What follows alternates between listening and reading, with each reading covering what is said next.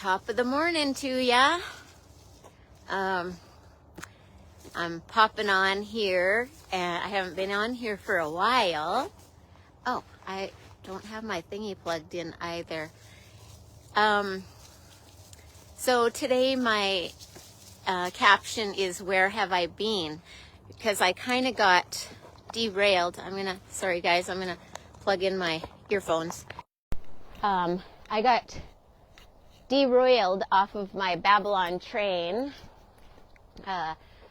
on September 17th, and I have been trying to muster up the courage all morning, but in truth I got thinking about this, and hi Brad, and I have actually been mustering up the courage to get back on live for weeks, because on September 17th I was in a pretty major car accident. So my 2022 Toyota Tacoma went to Toyota heaven. It was smashed on all four sides and the back and the front. And so I got to back up a bit. Hi, Will. You should watch this thing and give me courage, because I'm stumbling here. So when I was young, I was just a normal human being, normal, not normal, and I didn't think that I had any talents whatsoever. And then when I got, this is so hard. And then when I got to be about 18 or 19, I started driving race car, and that's when I really noticed that I had a talent for driving. And oh God, this is so hard. And then I started to believe that that was my only talent, was driving was my greatest talent, and it was my only talent.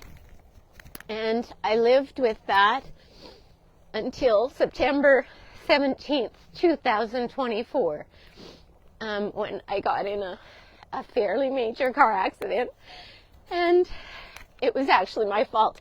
And this is going to be the last time I ever tell this story. If you want to know about my car accident, you can go online. It'll be posted on YouTube, because everybody always wants to know what happened, right? And it was in my hometown, and so it's kind of like a family reunion. Everybody at the accident. Oh, is that Judy? And everybody knew me. And so not only was it embarrassing, but it was super traumatic. And so, okay. This is what happened. To make it's easy, it's just, the short story is, I went through a red light.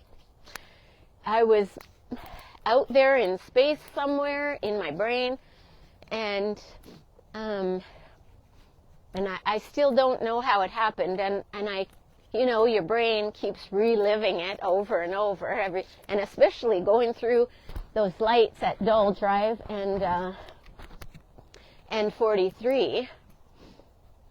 So, but anyway, I had a long day, and actually it was a marker day for me, because I remembered looking forward to September 17th.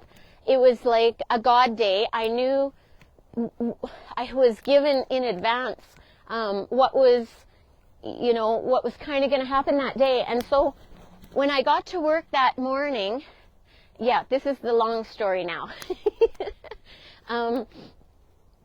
I got to work that morning, and I was going to the city with one of my clients, and I said to my client, I was so excited, and I said, "Hey, this is the day of destiny." And he said to me, "Oh, I hope not." And then I was like, "What?" To me, day of destiny is a good thing, right? But not to him. And so we went to the city, we went to medical appointments and whatnot, and we had an amazing time. We talked about Abba Father all day and just doctrine and different things. And my head was ready to explode when I got home. So when I ended up at work and I got in my truck and I started out for home, I was going to do this at home in front of the computer, and then I could show those people who aren't from Whitecourt exactly the scenario. I had the map all mapped out. So anyway, I was going straight down Caxton Street, which is parallel to Highway 43, and I got to the intersection of Doll Drive and Pine Street there, and I was safely stopped at the stop sign. So just waiting for the light to turn green. And there was a car at the lights, facing the lights, and then they leave that space in between for people coming out off the highway to go on to Caxton Street. And then there's Starbucks, and there was a yellow Dodge Ram parked besides, or not parked, but you know what I mean, like stopped, waiting for the stop light to change green right beside Starbucks. So here I am, safely at the stop sign, and then the car moves. He goes to go east on 43, and so I look at the Dodge Ram, and he's waving me on, but I got this really shitty feeling. I was like, I got this really bad feeling, but I thought he was being, trying to be a gentleman, whatever. So and the moral of the story is, don't take people's advice, especially when it's driving. Like, had he followed the rules of the road, moved up because he had the right of way, then the whole accident would have been averted. But anyway, I'm not blaming him. I'm blaming myself. It was my bad. Brain dead upstairs, not really having much going on. I went around, and thinking it was green because we'd waited there a bit, I proceeded through the light, and there was, then all of a sudden it occurred to me, I looked left, and there was this white semi barreling toward the light. And I was like, why is he slowing down, right? And then it occurs to me to look up, and it's red. And then I look, and I just, in my head, pin it. So I slammed on the accelerator, and then I looked right, and there was this black semi coming at me, barreling too. Again, not stopping, not slowing down. And so, yeah, at that point I just pinned it. And then there was a black car right beside him, and I didn't quite get out of the way. And he clipped my ass end, and my truck started flying.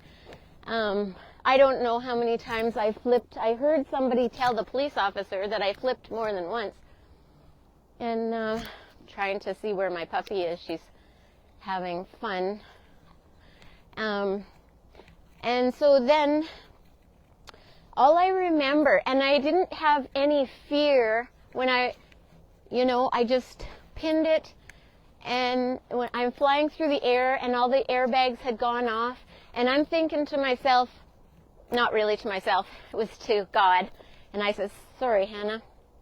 I said, Abba, I just don't want to get hurt, because I'm kind of a pansy that way. I don't like pain. So, yeah, I'm upside down in the truck, and I'm like, Abba, I don't want to get hurt. And then I landed on my wheels, and there was glass everywhere, and then I could see the people through the broken window coming over toward me, and they're like, hey, are you okay? And I'm like, yeah, can you get me out of here? and And then my first concern was for the person in the other vehicle. And so I got out of the vehicle and I went straight to him. And so we were both walking around. We were both okay, which was such a wonderful blessing. And yeah, so apparently Austin, my neighbor, he was there for me.